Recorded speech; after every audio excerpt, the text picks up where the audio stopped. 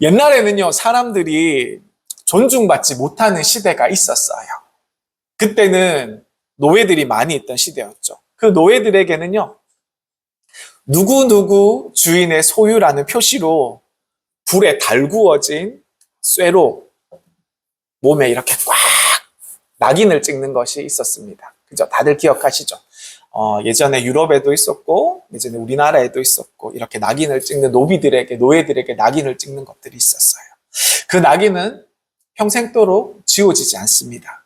그 노예들은 그 낙인이, 그 불에 달궈진 그 낙인을 찍을 때도 엄청난 고통이었지만, 그 낙인이 있다는 것 자체도 평생 동안 끔찍한 고통으로 남아 있었던 겁니다.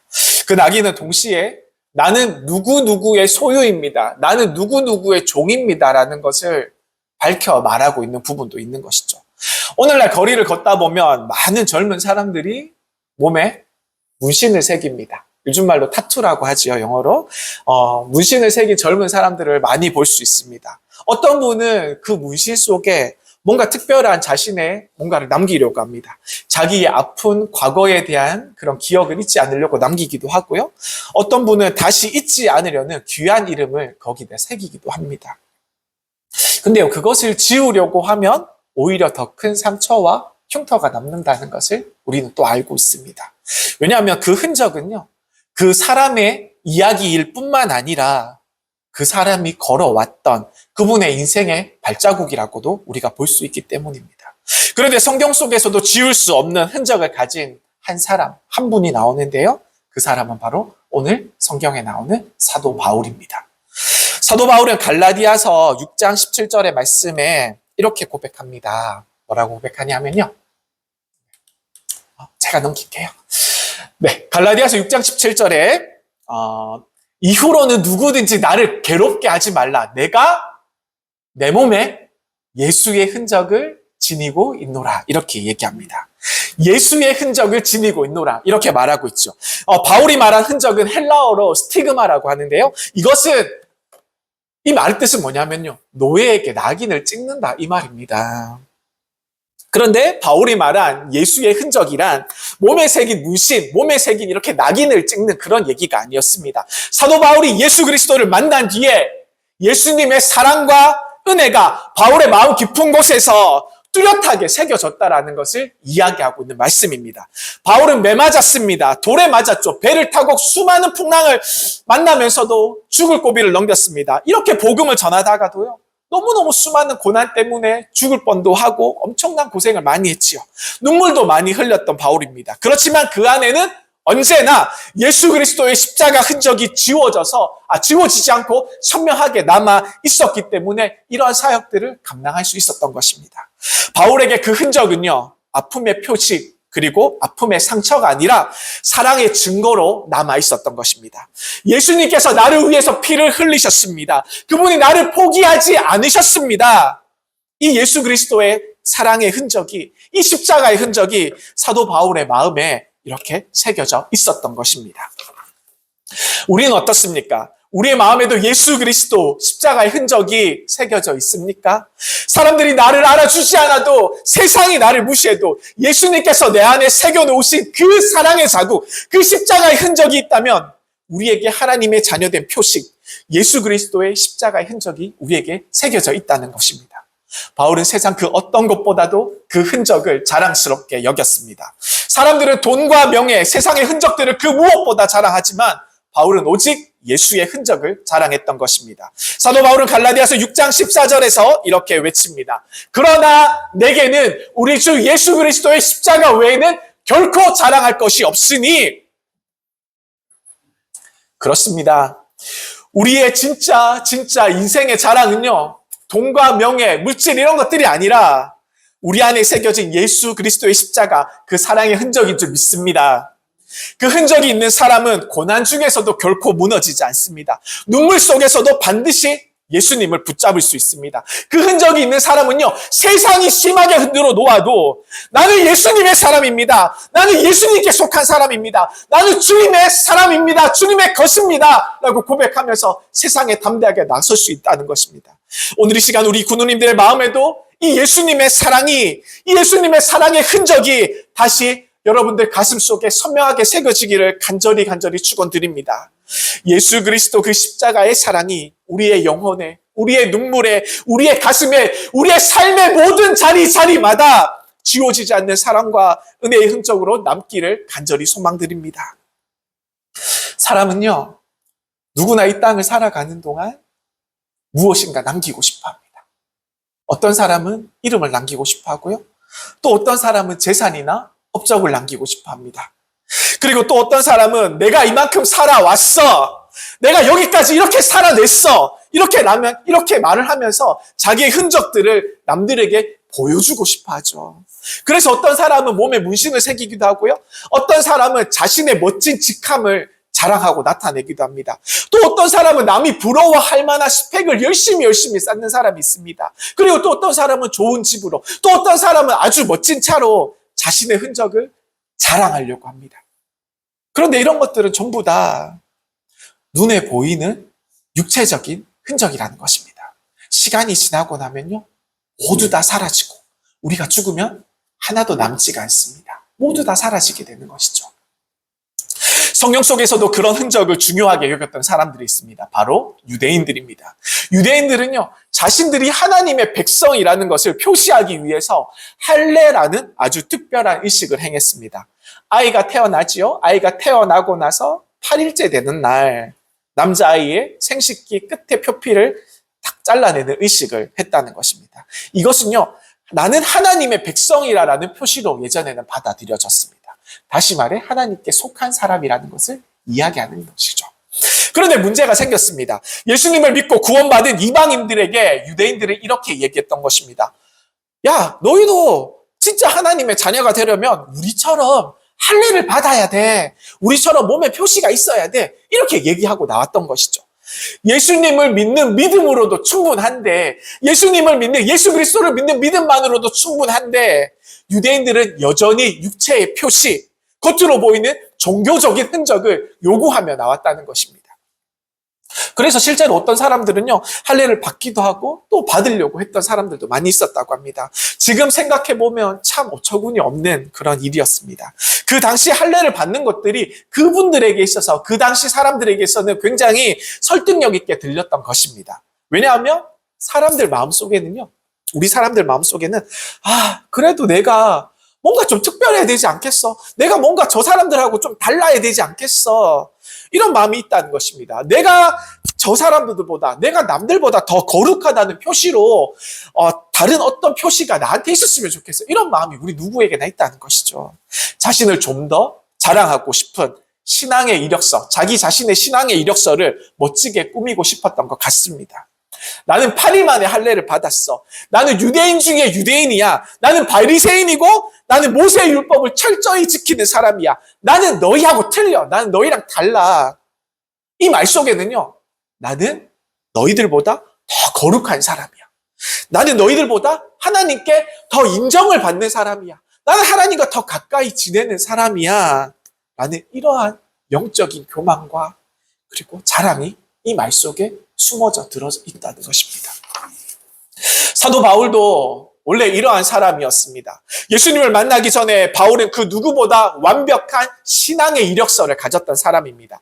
바울은 빌립보서 3장 5절 6절에 이렇게 얘기합니다. 나는 8일 만에 할례를 받고 이스라엘 족속이요 베냐민 지파요 히브리인 중에 히브리인이요 율법으로는 바리새인이요 열심으로는 교회를 박해하고 율법의 의로는 흠이 없는 자라.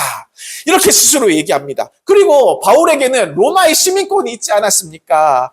정말 대단한 것이지 않습니까? 세상적으로도 종교적으로도 바울은 완벽한 사람이었습니다. 흠이라고 잡을 수 없는 그런 사람이었죠. 그런데 이 바울이요, 예수 그리스도를 만나고 난 후, 예수님을 만나고 난 후, 바울이 자신이 가졌던 모든 것에 대해서 이렇게 말합니다. 말이 바뀝니다. 노란색 글씨만 한번 볼게요. 내게 유익하던 것을 내가 그리스도를 위하여 다 해로 여길 뿐더러 모든 것을 해로 여김은 내 주 그리스도 예수를 아는 지식이 가장 고상하기 때문이라. 아멘.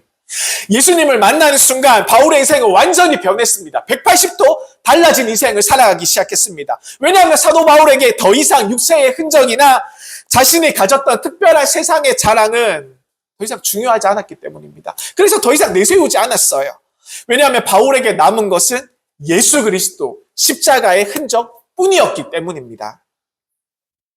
그리고 갈라디아서 6장 14절 말씀, 오늘 본문의 말씀에는요, 내게는 우리 주 예수 그리스도 십자가 외에는 결코 자랑할 것이 없으니, 이렇게 고백하며 나오는 것이죠. 바울의 새로운 이력서에는, 바울의 새로운 신앙의 이력서에는 예수님을 만났습니다, 내가 예수님을 만났어요 라는 이 한 문장만 기록되어 있었던 것입니다. 남아 있었던 것입니다. 세상의 그 어떤 영광보다 내 죄를 위해서 예수님께서 달리신 그 십자가가 내게 큰 자랑이 되고, 가장 큰 자랑, 그의 사랑의 흔적이 되었기 때문에 세상의 그 어떤 것도 더 이상 중요하지 않았던 것입니다. 사랑하는 우리 군우님들, 우리의 신앙에도 이러한 위험이 있습니다. 나는 이 교회에서 이러한 직분을 맡았어, 나는 유명한 목사님께 세례를 받았어, 우리 구세군 말로 얘기하면 나는 병사 입대를 했어, 어떤 사관님께. 아니면 나는 오래오래 믿음을 믿고 살았던 사람이야, 나는 뼈대 있는 가문에, 믿음이 있는 가문에 그 사람 출신이야, 이렇게 얘기하는 것이죠. 이런 말들이 우리 입술에 어느새 자랑이 되어 버린다면, 우리 입술에 익숙해 버린다면 이것은요, 내 자랑의 흔적으로 남을 뿐입니다. 예수님께서는 우리에게 이러한 우리의 자랑의 흔적을 요구하지 않으세요. 원하지 않으세요. 주님이 찾으시는 것은 마음 깊은 곳에 새겨진 우리의 믿음의 흔적, 그 십자가 사랑의 흔적인 줄 믿으시길 바랍니다. 이러한 흔적은 세상에 자랑하려는 것이 아닙니다. 세상 앞에서 우리가 이렇게 외치기를 원하시는 거죠. 나는 주님의 것입니다 라고 고백하면서 주님의 자국을 세상 앞에 드러내 보이는 것입니다. 우리의 육체의 흔적들, 우리의 육체의 자랑들은 다 사라지지만 십자가의 흔적은 영원히 남기 때문입니다. 그 십자가의 흔적은 우리를 하나님의 자녀로 기억하게 하시는 사랑의 증표가 되는 줄 우리 사랑하는 군우님들 믿으시길 바랍니다. 사랑하는 우리 군우님들, 우리의 신앙의 이력서에는 예수 그리스도 십자가 외에 그 다른 어떠한 기록도 들어가 있다면 그건 다 우리의 자랑일 뿐일 것입니다. 화려한 학위도, 그리고 멋진 직함도, 그리고 오랜 신앙생활의 연륜도 우리는 결코 주님 앞에 내어놓고 자랑할 수 없습니다. 와. 하나님께서 우리 군우님들을 바라보시면서 이렇게 물어보십니다.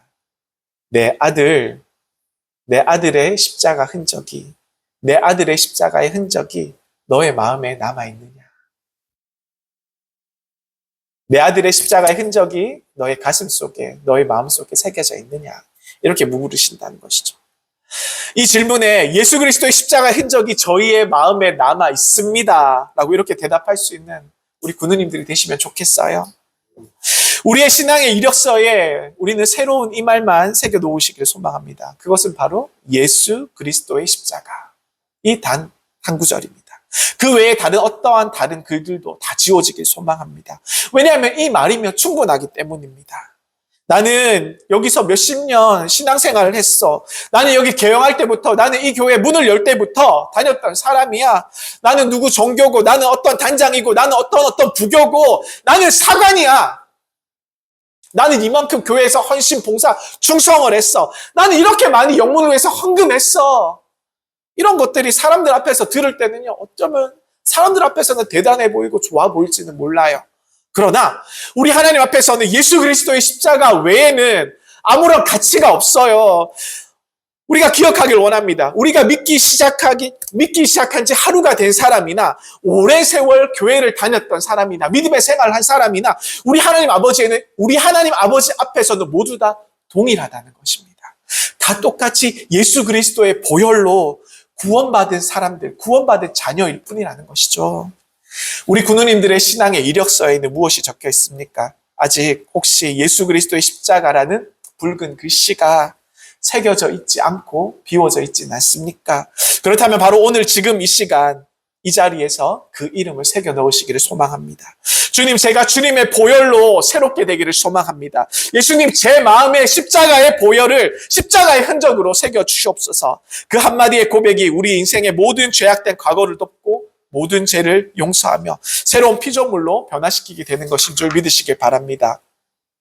우리가 예수님을 믿는 순간, 영접하는 순간 하나님 아버지 안에서 우리는 서로 형제 자매가 되는 것입니다. 이 얼마나 놀라운 은혜입니까? 세상에서는요, 돈이 많으면 사장님이라고 불러요. 그리고 직급이 높으면 부장님, 국장님, 매니저님 이렇게 부르지만 교회 안에서는 단 한 가지 호칭만 있을 뿐입니다. 그것은 바로 형제님, 그것은 바로 자매님이라는 호칭이죠. 왜일까요? 왜냐하면 우리 모두 다 십자가 아래서 예수 그리스도의 한 보혈 안에서 태어난 한 가족이기 때문입니다. 그리스도 안에서는 높고 낮음이 없기 때문입니다. 그래서 교회 안에서는 누가 더 높은가? 이것이 중요한 것이 아니라 누가 더 사랑으로 더 헌신하는가? 누가 더 사랑으로 더 섬기는가? 이것이 중요하다는 것입니다. 저 역시 사관이라는 호칭으로 여기 자리에 서 있습니다. 그러나 이 호칭이요, 이 사관이라는 호칭이 높은 자리가 아니라 섬김의 자리인 줄 믿습니다. 하나님께서 부족한 저를 이곳에 세워주셔서 문경영문의 담임사관으로 세워주셔서 우리 군우님들을 더욱더 사랑으로 잘 섬기라고, 더욱더 잘 헌신하고 잘 보필하라고 맡겨주신 자리로 믿고 나아가고 있습니다. 감사함으로, 순종함으로 감당해야 할 거룩한 자리라고 믿고 나아가는 것이죠. 사랑하는 우리 군우님들, 우리 주님께서 우리 각자에게 나누어진 사랑의 분량이 있습니다. 섬김의 자리가 있습니다. 우리에게 맡기신 찬양의 자리, 그리고 기도의 자리, 그리고 청소, 주방, 그리고 안내, 교사, 그리고 재정, 그리고 반주까지 그 어떤 일이든 우리 주님께서 우리에게 맡겨주신 십자가의 목이라는 것입니다. 그러니 우리의 섬김이 작다고, 우리의 섬김이 연약하다고 부끄러워하지 마시길 바랍니다. 십자가 앞에서는요, 크고 작은 일이 없습니다. 어떤 손길이든 어떤 봉사이든 그 속에 주님의 흔적이, 주님의 사랑이 담겨 있다면 그것이 바로 우리 예수 그리스도의 흔적이 된다는 것입니다. 결국 우리가 남길 수 있는 가장 영광스러운 흔적은 내가 한 일이 아니라 예수님의 십자가 안에 새겨져 있다라는 증거가 되는 것입니다. 그 흔적이 있는 사람은 눈물 속에서도 감사할 수 있고요, 고난 속에서도 찬양할 수 있습니다. 세상에서 가장 복된 이 십자가의 흔적을 새기시기를 소망드립니다. 사도 바울은 오늘 본문 6장 14절 앞부분에서 이렇게 고백했습니다. 내게는 우리 주 예수 그리스도의 십자가 외에는 결코 자랑할 것이 없습니다. 바울은 십자가를 자랑했지요. 그런데 그 말 속에 담긴 뜻은 참으로 놀랍습니다. 이 자랑이라는 말은 마치 내가 이겼습니다, 내가 잘났습니다 이렇게 얘기하는 것 같지만, 그런 뜻으로 들리지만 바울의 말한 자랑은 완전 정반대였습니다. 그것은 바로 죽음을 의미하고 있기 때문입니다. 바울은 이어서 14절 후반부의 뒷부분에 이렇게 얘기합니다. 그리스도로 말미암아 세상이 나를 대하여 십자가에 못 박히고 내가 또한 세상에 대하여 그러하니라. 바울에게 있어서 이 십자가는 패배의 상징이 아니라 새로운 생명의 시작이 되었습니다. 죽음 속에는 늘 새로운 생명이 있기 때문입니다. 모두 끝이라고 생각한 그 자리에서 새로운 생명이 늘 새롭게 피어나고 있기 때문입니다. 예수님께서도요, 요한복음 12장 24절에 이렇게 얘기합니다. 내가 진실로 진실로 너에게 이르노니 한 알의 밀알이 땅에 떨어져 죽지 아니하면 한 알은 그대로 있고 죽으면 많은 열매를 맺으리라. 죽으면 많은 열매를 맺으리라. 이렇게 말씀하고 있습니다. 그렇습니다. 죽음은 새로운 생명의 문을 여는 것입니다. 누군가의 희생이 있을 때 그 자리에서 새로운 생명이 피어납니다. 세상에 있는 모든 사랑은 누군가의 죽음, 누군가의 희생과 같은 그 헌신 위에 서 있게 되는 것이기 때문입니다. 한번 생각해 보십시오. 한 가정이 행복하려면 아내가 남편을 위해서 서로 조금씩 나를 죽이는 연습이 필요합니다. 내가 옳다라는 생각을 내려놓고, 내가 맞아, 너는 틀렸어, 이런 생각을 내려놓고, 당신이 더 소중합니다. 그리고 당신이 더 귀합니다. 우리가 이러한 마음을 세워줄 때 진짜 사랑이 가정에서 피어나게 된다는 것이죠. 그런데 우리는 종종 이렇게 얘기합니다. 와, 내가 왜 또 양보해? 나도 힘들어 죽겠는데 왜 나만 참아야 돼? 너도 양보 좀 해. 이렇게 얘기하면서 양보하지 않죠, 우리는. 이 말 속에는요, 왜냐하면 살고자 하는 자기의 의가 가득 차 있기 때문입니다. 살고자 하는 자기의 의, 내 의가 꽉 차있기 때문이에요. 내 마음속에. 그러나 사랑은요, 내가 살기 위해서 상대를 죽이는 것이 아니라 상대가 살아갈 수 있도록 나를 조금씩 죽여가는 그런 행위를 나타내는 거예요. 얼마 전에 인터넷에 감동적인 이야기를 보았습니다. 한 부부가 오랜 다툼 끝에 더 이상 참을 수가 없어서 결국 이혼하기로 결정을 내렸습니다. 상처와 분노로 서로를 원수처럼 이렇게 대하고 다투었던 부부가 어떤 방송국에서 프로그램을 통해서 상처를 싸매고 치유한 어떤 프로그램을 통해서 다시 한자리에 섰습니다. 마주하게 되었지요. 처음에는 서로의 눈도 쳐다보지 않더라고요. 눈도 마주보지 않더라고요. 그런데 이 프로그램이, 이 치유와 화해의 프로그램이 진행되면 진행될수록, 그러면서 시간이 지나갈수록 이렇게 며칠이 지나자 놀라운 변화가 시작되었습니다. 남편이 울기 시작하더라고요. 그리고 이렇게 고백합니다. 내가 당신을 너무 힘들게 했어. 너무너무 미안해. 생각해보니까 내가 다 잘못한 일이야. 내가 정말 너무나도 부족했어. 너무 미안해. 나를 용서해줘. 이 한마디의 고백이 이 가정의 공기를 싹 바꿔 놓았습니다. 그날 밤 아내도 남편의 손을 잡고 울었습니다. 그리고 다음날 두 사람은 서로의 손을 꼭 잡고 다시 시작하자 이렇게 같이 말을 하더라고요.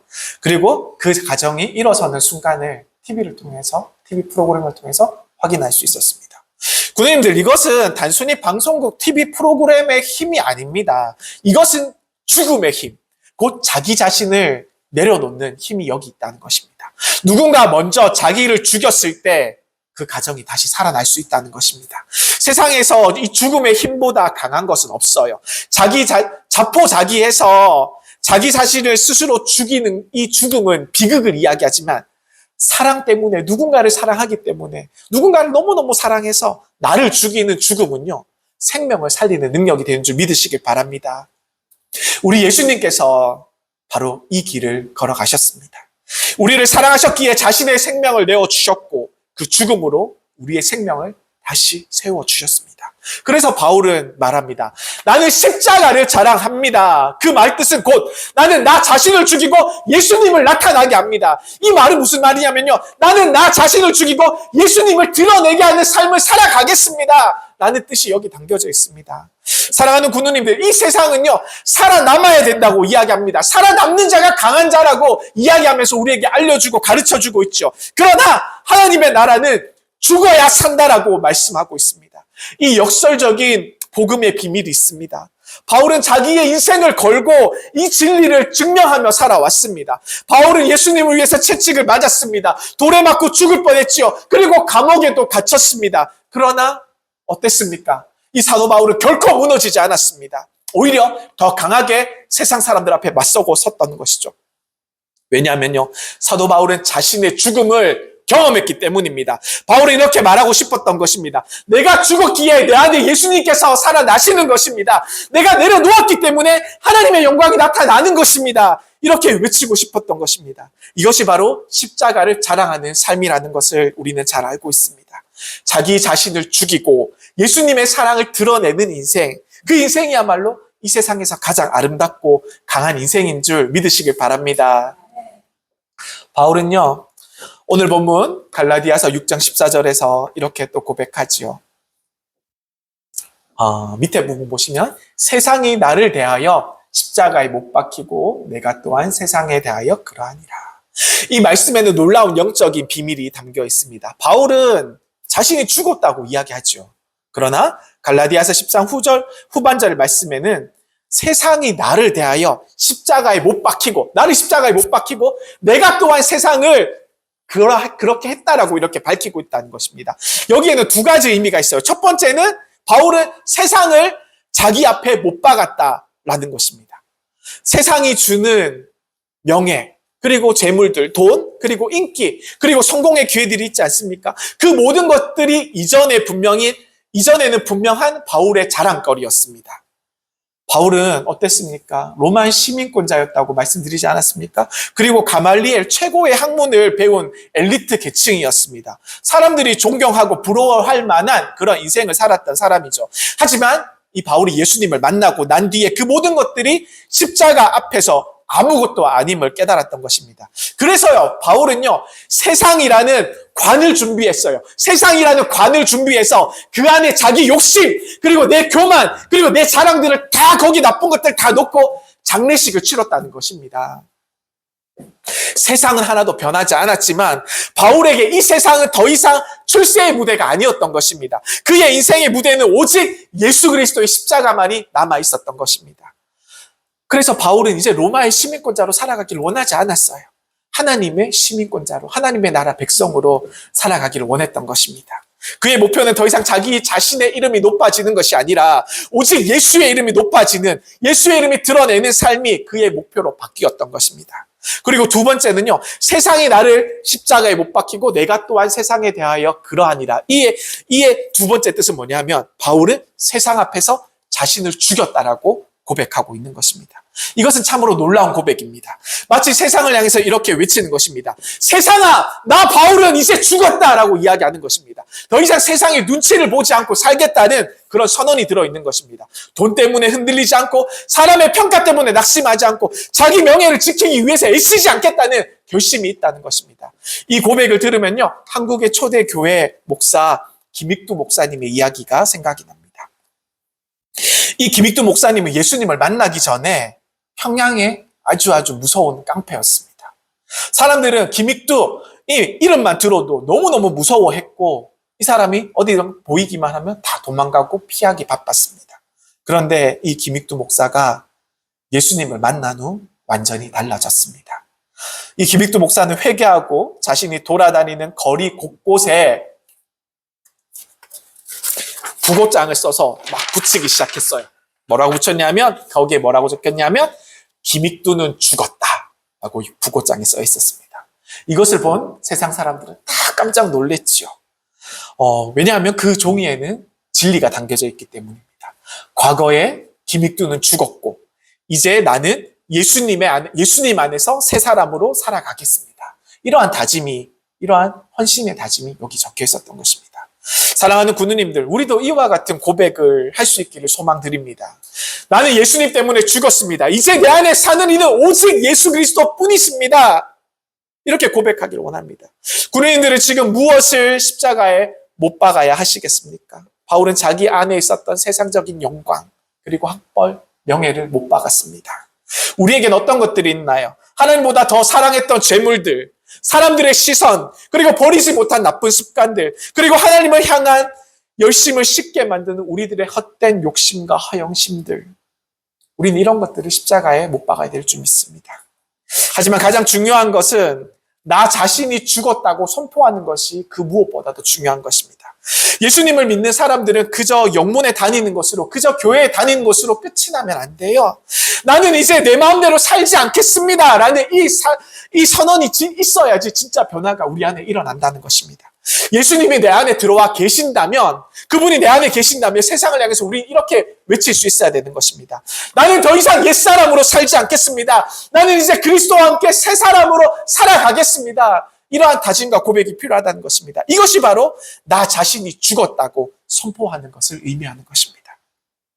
이 고백이 있을 때 하나님은 우리 군우님들의 삶을 완전히 새롭게 하십니다.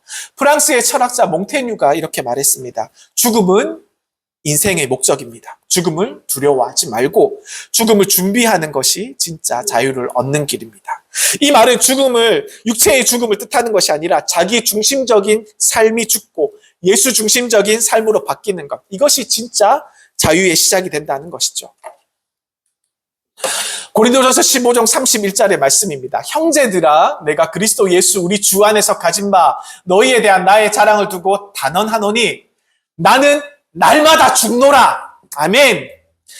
나는 날마다 죽노라. 바울이 이러한 고백을 한 이유는 매일 자기의 욕심과 교만이 자신 안에서 다시 살아나고 있기 때문입니다. 매일매일 다시 죽었는데 다시 살고 내 욕심과 내 교만과 내 자랑들이 다시 새롭게 매일매일 살아나고 있기 때문입니다. 그래서 바울은 날마다 이렇게 결심했습니다. 나는 오늘도 죽습니다. 그렇지만 오늘 내 안에 다시 예수 그리스도께서 살아나십니다. 이 고백이 사도 바울의 행복한 비밀이었습니다. 십자가의 죽음은 슬픔이 아니라 새로운 생명의 시작이 되었기 때문입니다. 사랑하는 우리 군우님들, 십자가를 자랑하는 사람은 자기를 죽이는 사람입니다. 그러나 그 죽음은 끝이 아닙니다. 그 죽음의 자리에서 새 생명이 피어나기 때문입니다. 하늘의 미랄이 떨어져서 수많은 열매가 맺듯이 우리 군우님들의 삶의 작은 희생과 헌신이 우리 군우님들의 가정과 영문과 세상을 살려내는 것입니다. 예수님이 우리 군우님들의 자랑이 되시기를 축복드립니다. 그리고 예수 그리스도의 십자가가 우리 군우님들의 행복한 비밀이 되시길 바랍니다.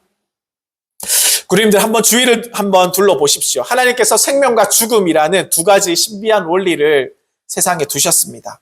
봄에는 꽃이 핍니다. 그리고 여름에는 푸른 식물들이 많이 만발하죠. 그리고 가을에는 떨어지는 낙엽도 있습니다.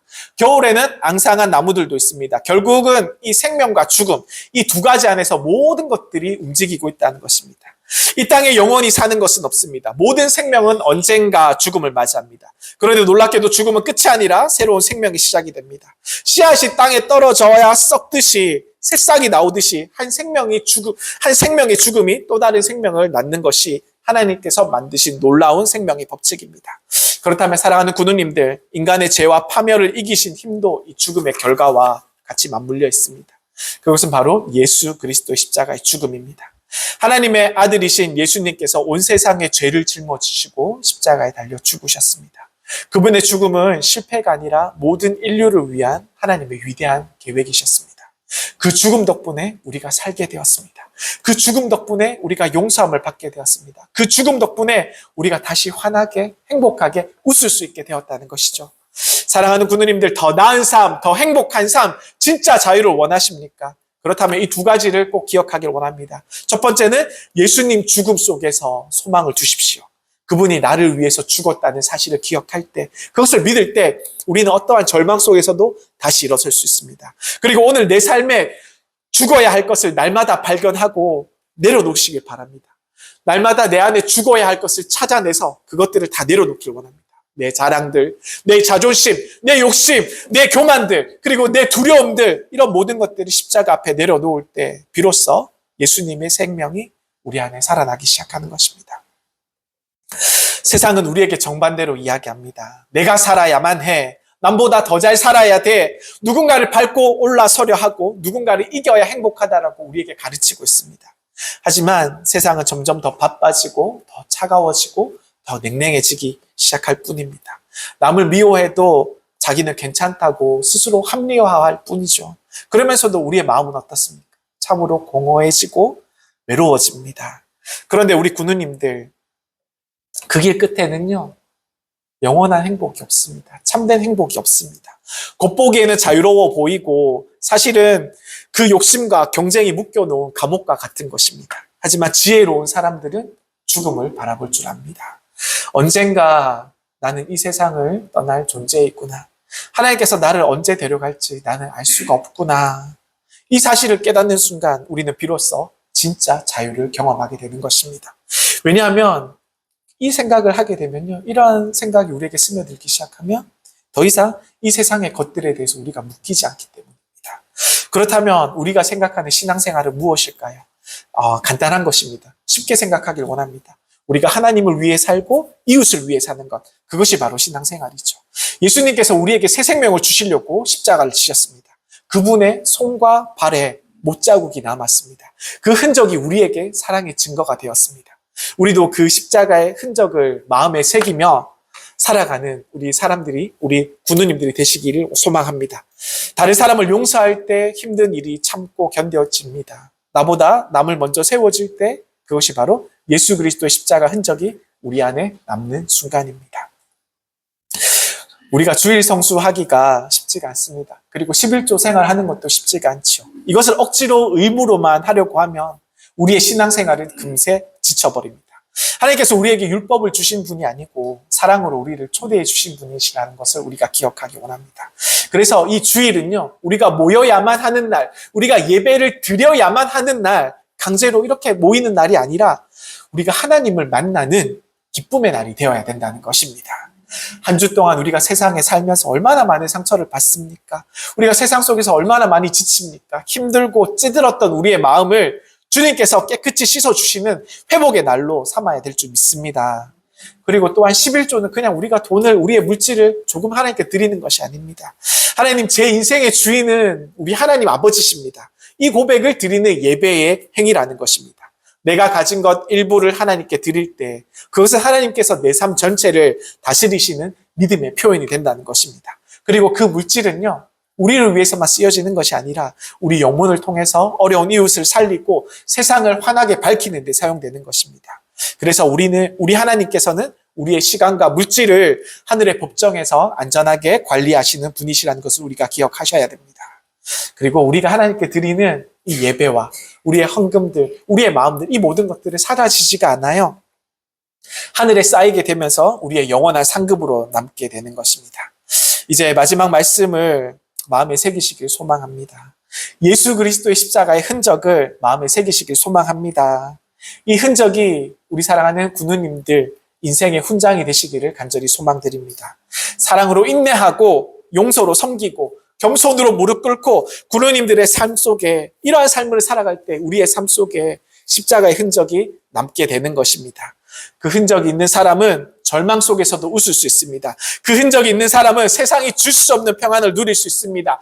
그 흔적이 있는 사람은 주님 앞에 설 때에 주님께 이러한 말씀을 듣게 될 것입니다. 잘하였다. 착하고 충성된 종아. 네가 작은 일에 충성하였으니 이제 나의 기쁨에 참여하여라. 사랑하는 우리 군우님들, 예수님의 십자가의 흔적을 가지고 살아가는 사람들이 되시기를 축복드립니다. 그 흔적이 우리 군우님들의 자랑이 되고 우리 군우님들의 인생의 아름다운 이야기로 남게 되시기를 간절히 축원드립니다. 우리 시간 함께 찬양하기 원합니다. 십자가의 길 순교자의 삶입니다. 제가 앞에 가사만 잠깐 읽어드릴게요. 네. 내 마음에 주를 향한 사랑이 앞에 가사만 한번. 네. 내 마음에 주를 향한 사랑이 내 말엔 주가 주신 진리로 나의 눈에 주의 눈물 채워주셔서 내 입술에 찬양의 향기가 두 손에는 주를 닮은 섬김이 나의 삶에 주의 흔적 남게 하소서.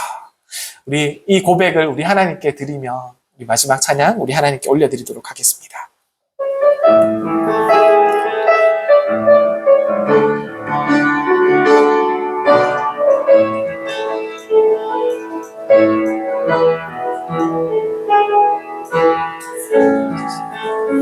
내 마음에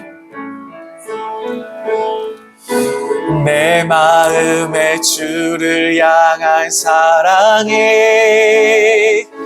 나의 말엔 주가 주신 진리로 나의 눈에 주의 눈물 채워주소서.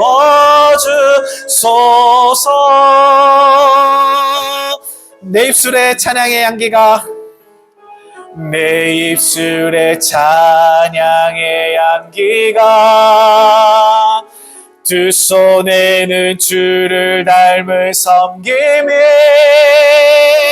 나의 삶에 주의 흔적 남게 하소서. 하나님의 사랑이 영원히 함께하리. 하나님의 사랑이 영원히 함께하리. 십자가의 길을 걷는 자에게 순교자의 삶을 사는 이에게 조롱하는 소리와 세상 유혹 속에도 주의 순결한 신부가 되리라. 내 생명 주님께 드리리. 우리 함께 일어나셔서 하나님의 사랑이 영원히 함께하리 찬양합니다. 하나님의 사랑이 영원히 함께하리. 십자가의 길을 걷는 자에게 순교자의 삶을 사는 이에게 조롱하는 소리와 세상 유혹 속에도 조롱하는 소리와 세상 주의 순결한 신부가 되리라. 주의 순결한 신부가 되리라. 내 생명 주님께 드리리.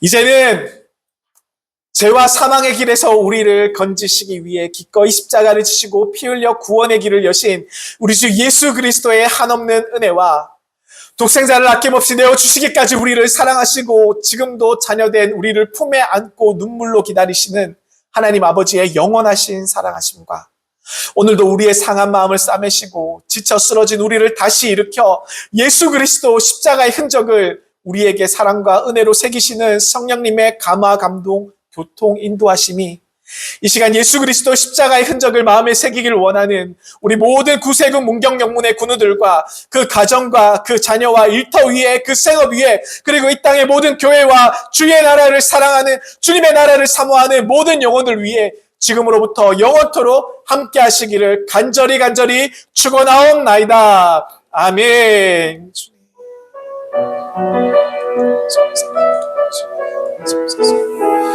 주의 축복을 주셨습니다.